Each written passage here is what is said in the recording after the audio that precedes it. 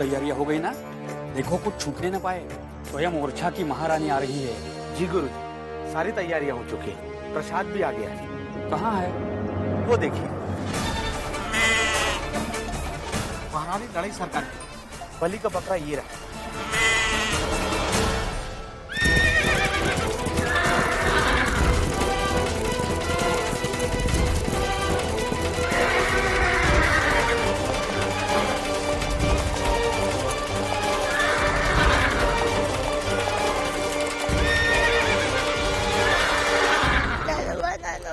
मुझे जाके नहीं दाई साहब के पास जाना है। हाँ बेटे, आपके आई साहब शीघ्र आ जाएंगे। धीरज रखो बेटे, धीरज रखो। क्षमा कीजिए मोरोपंत जी, युवराज अभी बालक है और बालक के पल पल पर दृष्टि उसकी माता की रहती है। हम पुरुष लोग बालक के विचलित होने का कुछ भी अर्थ लगा लेते हैं। मुझे तो लगता है कि राजकुमार अवश्य ही भूखे होंगे। आप सही कह रहे हैं राव दुलाजू, परंतु ये इस सुनसान जगह पे खाने पीने की व्यवस्था कहाँ होगी? मोरोपंत जी, यहाँ पास में एक मिष्ठान भंडार है, वहां रुकते हैं। जी।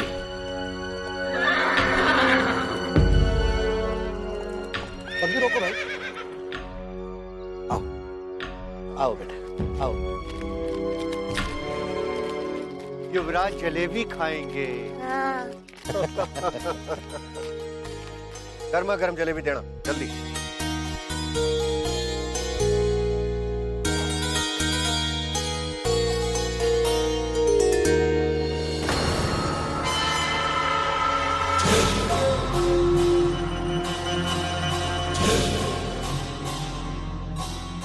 क्षमा कीजिए मोरोपंत जी, मैं अभी आया। जी। हाँ। नेल्सन साहब, आप यहाँ। इस लेटर को कैप्टन हैमिल्टन ने एलिस के लिए क्वीन ऑफ जॉन्सी के नाम से लिखा है। इसे तुम्हें एलिस को देना है, so that he believes कि रानी लक्ष्मीबाई ने ही तुम्हारे हाथों भेजा है।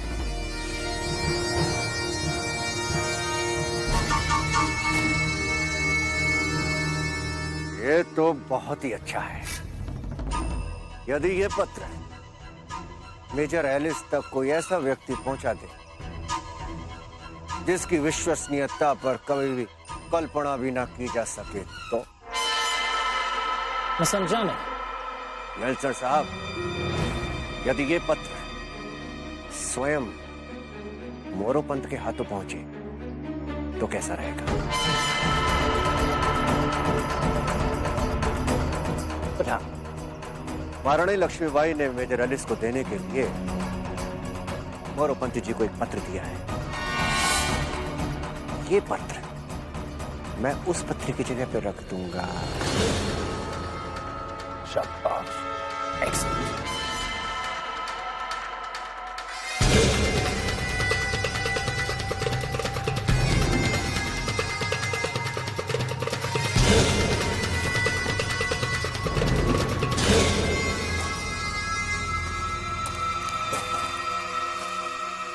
मोरोपंत जी, अब आप भी हाथ मुंह धोकर जलपान कर लीजिए।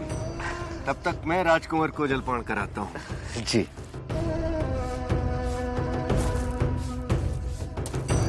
युवराज जलेबी खाएंगे।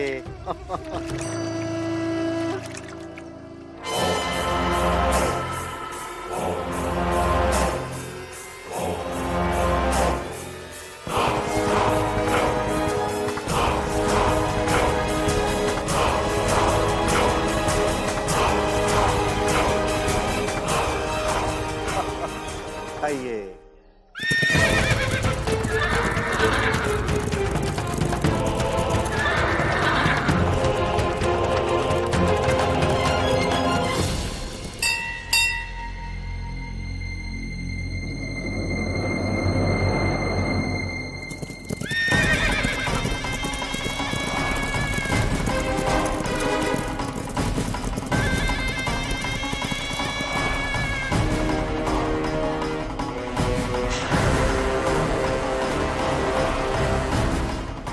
माता के दरबार में आपका स्वागत है महारानी।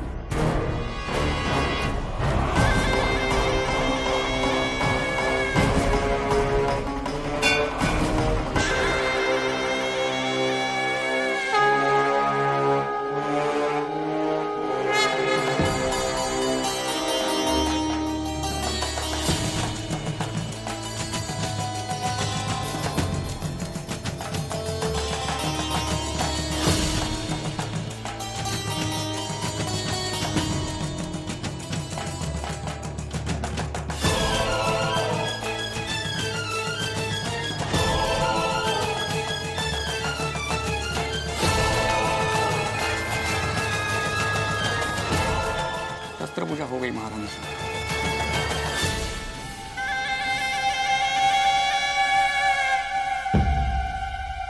माँ भवानी, आज तेरी भक्त अपनी विजय के लिए बलि चढ़ाएगी, फिर हमें युद्ध में कोई परास्त नहीं कर पाएगा।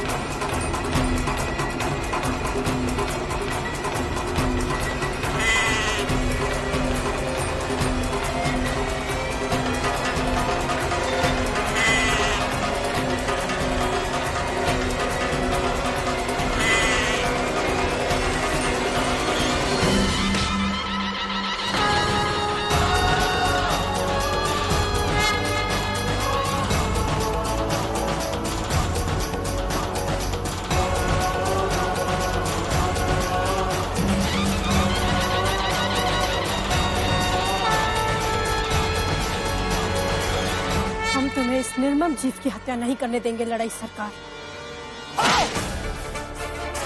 तू कौन होती है हमें रोकने वाली? हमने माता रानी को प्रसन्न करने के लिए बलि चढ़ाने का निर्णय लिया है। ये हत्या नहीं है, बलि है। ऐसे निर्दोष जीव की बलि चढ़ाकर माँ प्रसन्न नहीं होती। तुम्हारी सोच पर हमें आश्चर्य होता है लड़ाई सरकार। अरे तुम्हें तो ये भी नहीं पता कि देवी माँ अपने भक्तों से कैसे प्रसन्न होती है। और यदि बलि चढ़ानी है तो अपने अंदर छिपे इस अहंकार के दानव की बलि चढ़ाओ। जीव हत्या से देवी देवता प्रसन्न नहीं, क्रोधित होते हैं। बस बस, तुझसे शिक्षा लेने नहीं आए हैं, अन्यथा इसी मंदिर में तेरी बलि चढ़ा देंगे। युद्ध, बलि, हत्या, यही तुम्हारा लक्ष्य है। अगर है साहस तो आओ सामने, कर लो अपना लक्ष्य पूरा। परंतु हम तुम्हें इस निर्दोष पशु की हत्या नहीं करने देंगे, समझी लड़ाई सरकार? वाह, साधु महात्मा वाले व्याख्यान हम इस स्त्री के मुंह से सुन रहे हैं, जिसने खुद भेष बदलकर छल कपट के साथ हमारे शिविर में प्रवेश करके हमारे बंदी बनाए हुए शत्रु को छुड़ा कर ले गई और यहाँ खड़ी उपदेश दे रही है। लक्ष्मीबाई, तूने रानी की गरिमा को भंग किया है। ये तुम्हारी जैसे घृणित मानसिकता वाली अहंकारी स्त्री का ही दृष्टिकोण हो सकता है। भगवान श्री कृष्ण ने ऐसे ही अवसर के लिए अर्जुन को उपदेश दिया था। कर्मेंद्रियाणि संयम्य य आस्ते मनसा स्मरन् इंद्रियार्थान्वी मूढ़ात्मा मिथ्याचारः स उच्यते। अर्थात जो कर्म की इंद्रियों को तो अपने वश में कर लेता है, परंतु मन की इंद्रियों का चिंतन करता रहता है, वो निश्चित रूप से स्वयं को धोखा दे रहा होता है और मिथ्याचारी कहलाता है।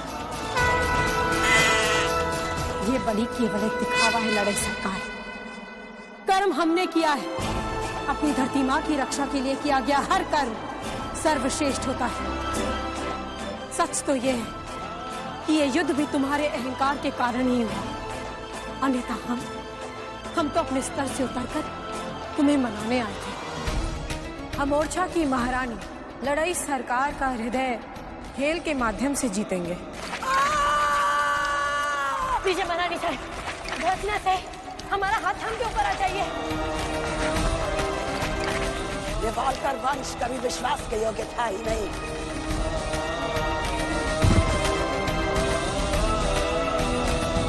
अपनी बड़ी बहन माना था हमने तुम्हें।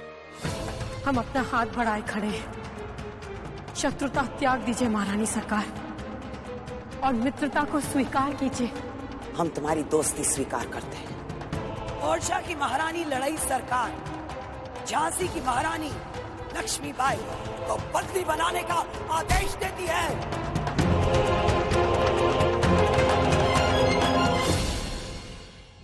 परंतु तुमने क्या किया? अपने छल कपट से हमें और हमारे वीर योद्धा को अपना ही बंदी बना लिया। युद्ध के नियमों का उल्लंघन तो तुमने किया है लड़ाई सरकार, और आरोपित हमें कर रही हो।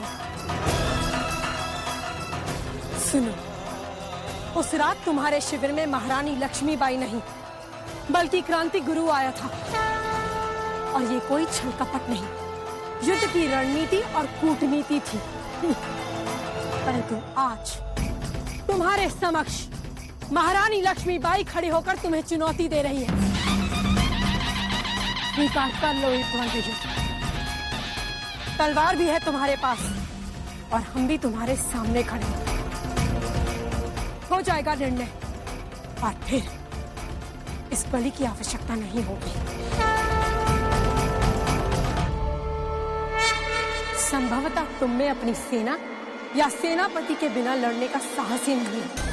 किसी की आवश्यकता नहीं है हमें लक्ष्मीबाई, हम तुझे खुद ही समाप्त कर सकते हैं।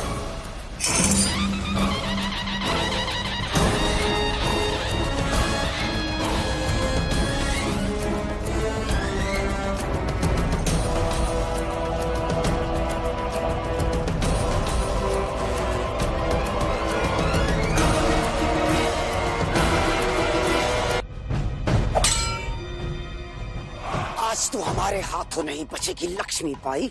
हमें तुझ पर क्रोध नहीं, दुख होता है। हम तो समझ रहे थे कि तू अब तक समझ गई होगी कि ये ढूंढ फिरंगी किसी के नहीं होते। अरे हमें आपस में नहीं, एकजुट होकर इनके विरुद्ध लड़ना चाहिए। तू हार के डर से फिर अपना पुराना राग अलापने लगी है। ले संभाल हमारा पहला पाँव।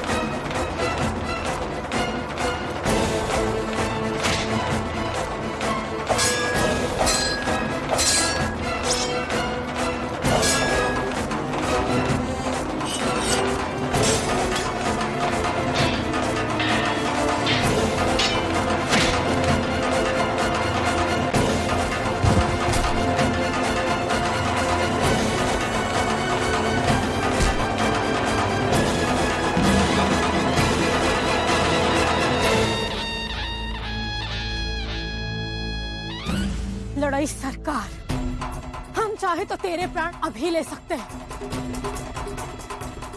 परंतु नहीं, लक्ष्मीबाई किसी की हत्या करके इस पवित्र स्थान की पवित्रता और गरिमा को भंग नहीं करेगी। जा, क्षमा किया तुझे। कल युद्ध में भेंट करेंगे।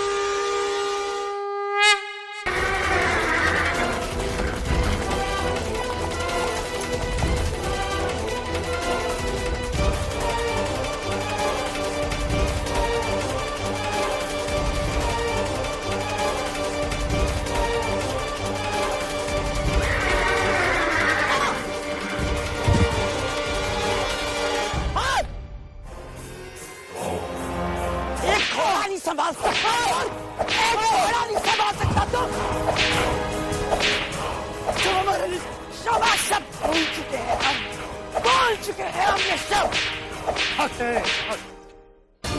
मत भूल लड़ाई सरकार, इन लफ्जों को अपने लिए संभाल के रख। तेरे दिमाग में भरी है धूल रानी, सच को कर धूल रानी, उसकी चालें भी अजीब है और हार ही तेरा नसीब है। अच्छा, तो तू हमारा भविष्य जानता है? फिर तो अपना भी भविष्य जानता ही होगा। तेरे खून से हम तेरा भविष्य लिखेंगे। रगों में दौड़ने फिरने के हम नहीं कायल। वहाँ किसी न टपके तो फिर लहू क्या है? अरे हम तो सूफी मलंग हैं, हमारा क्या? वो अपनी सोच यानी जब तेरा गुरूर खत्म हो जाएगा अब तुझे एहसास होगा तेरी हार है, हार तेरी मुकम्मल हार। हम सूफी मलंगों के लिए चाबुक के सड़ाके तो फूल है, फूल बुझिल औरत। जुल्म कभी सच का कत्ल नहीं कर सकता। वो मलिका है, मलिका। आजादी की क्षमा जिसके हाथ में है, सारी दुनिया जिसके सामने सर झुकाती है, कहाँ है उसका रानी लक्ष्मीबाई।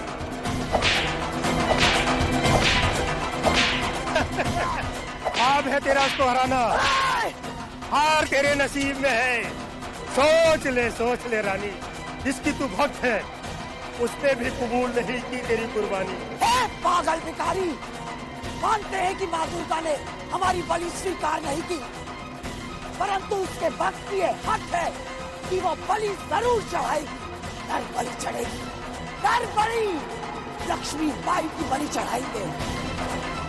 लक्ष्मी बाई।